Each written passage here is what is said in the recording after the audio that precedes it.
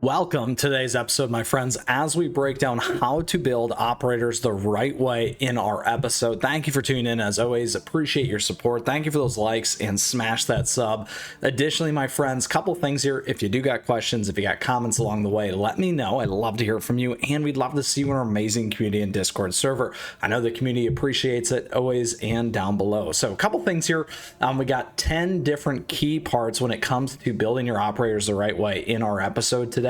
As you can see, we're going to walk through all the different parts here with the administrator here, or admin as we like to say.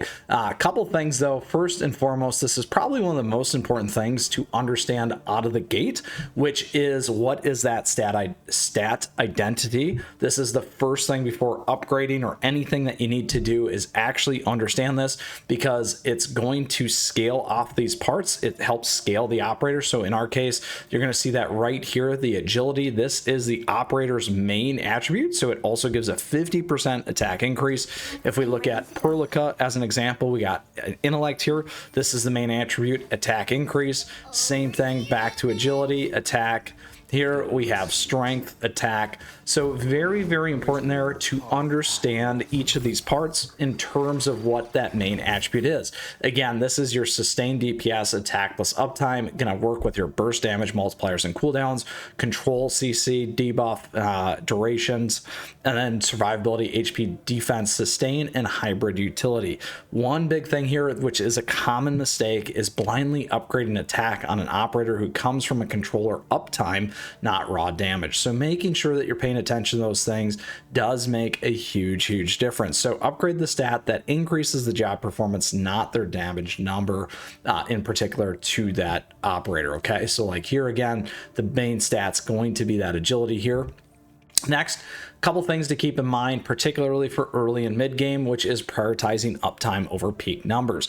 A slightly weaker skill you can use often beats a massive skill you rarely use. So if you're curious on what those skills look like and how this works for your particular operator, you can see down below here. Here's our basic attack skills. Right here, we are rank 3.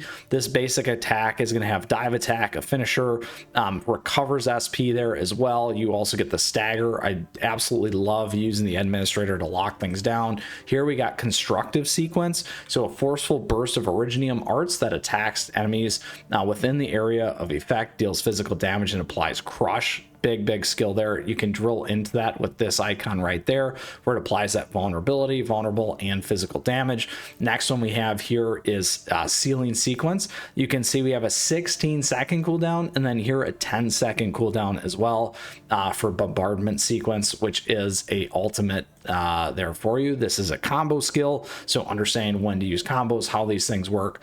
Trigger here, when another operator in the team deals damage with combos, this sequence will trigger as well. So essentially another stack on combos, my friends. So making sure that you can play into some of these things that hit really quickly, and then additionally a fast cooldown is very important in terms of that uptime and some of those peak numbers, instead of that just raw damage, which is going to be that basic attack as well, and just stacking onto that agility. High value early upgrades, cooldown reduction, energy efficiency, passive uptime bonuses, and base attack over niche multipliers makes a big difference. Some of the traps to be pay attention to is chasing burst builds early, long downtimes, or stamina deaths.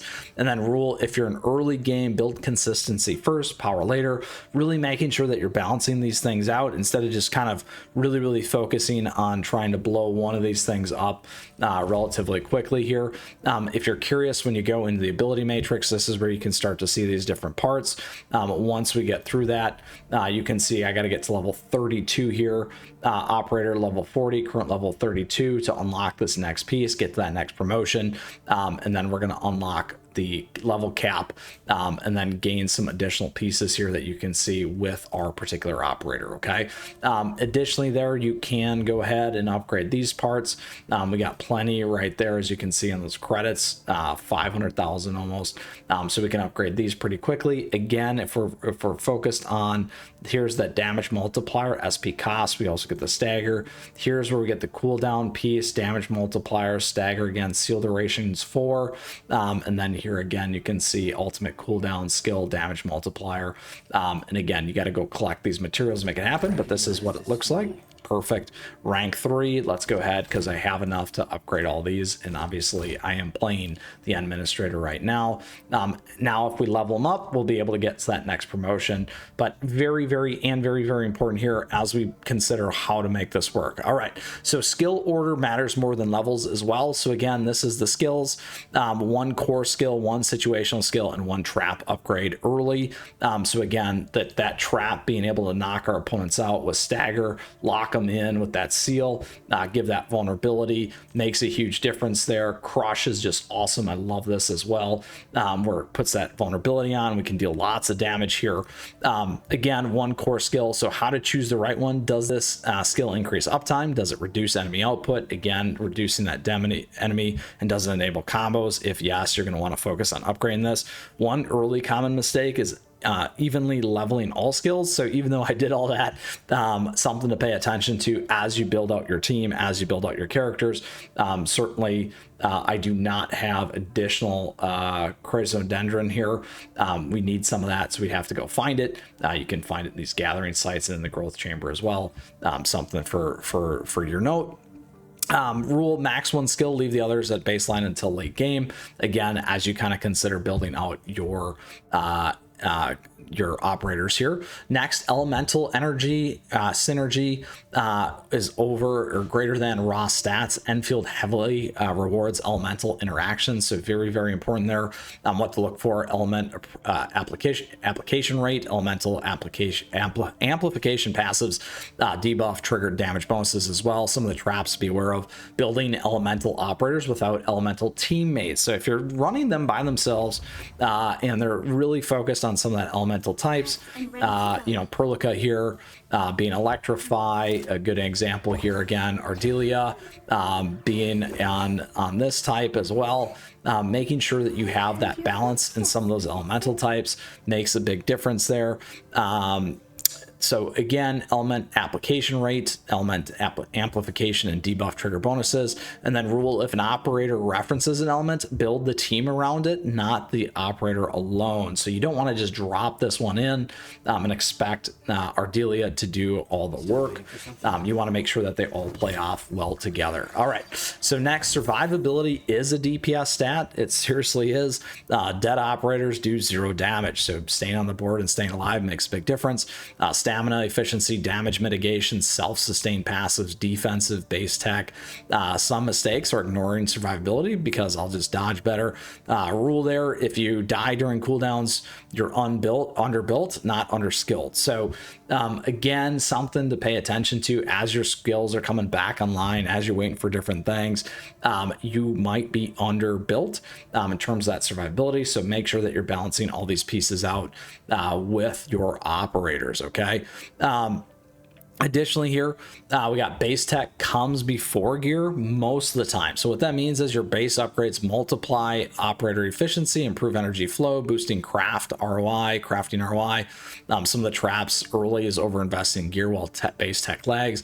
And if upgrades feel expensive, your base is behind, not your operators. Okay, so when you're building some of these pieces and you can't get some of this gear built, very important here to pay attention, because what does happen is your base just is not keeping up. A good rule of thumb is, because we're at 28, we should be able to be at 28 28 gear if our operator's at the same level. So we really need to be building stuff around that 32 spot right now. In terms of where we're at, I currently can build above because my base is in that spot, and you want to make sure that you keep all those things in motion early. So don't forget about the base as part of your efficiency build for your operators, my friends. Next, don't overbuild early operators. So early carries, transitional picks, long-term investments. We do talk a little bit about this in the last Headhunter episode in terms of how to think about your original 6 picks or 5 picks, which ones you should be thinking about, and then how to tell flat stat bonuses versus early game, multipliers, conditional scaling plus late game. So flat stat bonuses, again here, for each one, this operator's main attribute, so it's also going to give that increase. Essentially a base stat is a flat stat that's not adding a percentage based off the way that that operator is set up already. So very, very important in paying attention to those. You don't want flat stats. You want the things that scale in the percentage base. Dumping rare mats into an early game carry is a huge mistake. Some rules here just to pay attention to is if an operator doesn't scale with systems, stop upgrading once content is cleared comfortably. Okay, so what that means is as you're progressing in the game, if you start to run into challenges or need a specific operator to help you get by in the PvE part of the game, don't keep focusing on that one. Make sure that you stop upgrading and switch over. Okay, next, read passives like a designer, not a player. Passives often break normal stat rules, multiply other bonuses, scale with base tech. Some of the traps are just reading passives as nice extras. And rule, if a passive changes how damage or control works, it's a building defining ability. So very, very important there. Some of these operators might have passives on them, paying attention to that. And again, paying attention to some of the passives on the gears can be very, very helpful. So let me see if I can find where my gear is. Back in my backpack, crafting. No, that's not where we want to go. We want to go back here. Let's go back to our operators, and we can click into our gear here. So just like this, you get stat effects. This is going to be a base stat as an example. You do get some ability where defeats an enemy. The wearer restores 100 HP. Effect trigger cooldown has 5 seconds. Those are passive stats that can really make a difference for you. Again, different ones depending on what you're doing here. This one's got a boost on attack as an example. We probably want to flip that around, but just giving you some ideas on what that means for whom, and ideas to keep in mind. And then certainly those skills that we talked about. All right, upgrade order cheat sheet here. General priority for 90% of your operators. This is how you're going to want to focus and build them out. So let's go back here to our operator. First and foremost, your core skill is going to be key. Uptime, energy efficiency, survivability, base linked bonuses, raw damage, and niche passives. Next, ask this before spending those rares, my friends. In terms of that means the materials before committing to rare mats. Does this scale late game? Is this operator part of my long-term comp? And does this unlock a new mechanic? If the answer is it just hits hard, you might want to wait. So there we have it in terms of our operator building philosophy here.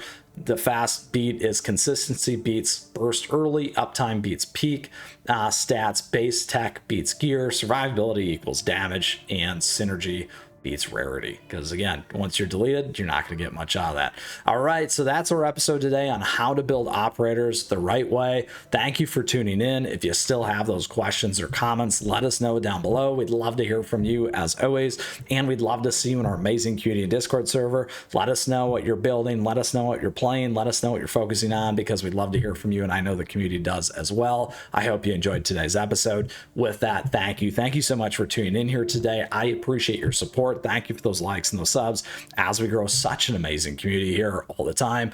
I really do appreciate it. Get out there, my friends, and until next time, don't get deleted.